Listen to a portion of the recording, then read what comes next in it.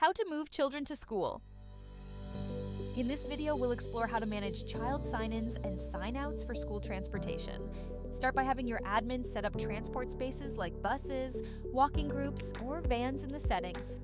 When you're ready to move children into a vehicle for school transport, access the attendance module and select the desired space. Let's take an example where we're moving children to school using a van. Begin by entering the space and adding a team. Click on Select Students and use the filter options to specify which students to display. If you want to filter by a specific school, such as all children from Apple Academy, you can do that.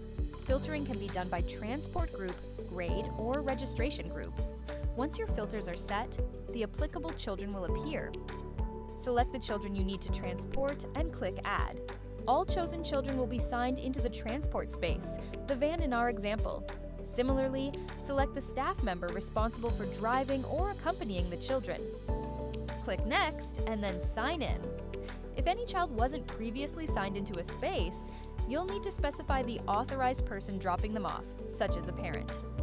Choose the task for your staff, whether it's transportation or another responsibility like childcare, based on the customizable tasks that have been set up in your center settings. Those children that were already signed in, like those previously in the gym, don't need further authorization for drop-off.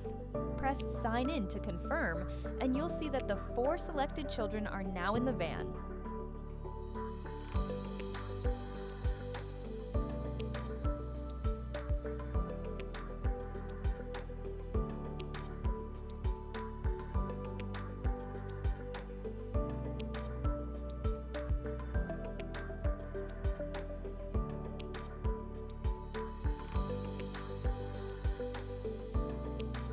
Once the van arrives at the school, click into the van team, click Sign Out, and select the children for drop-off.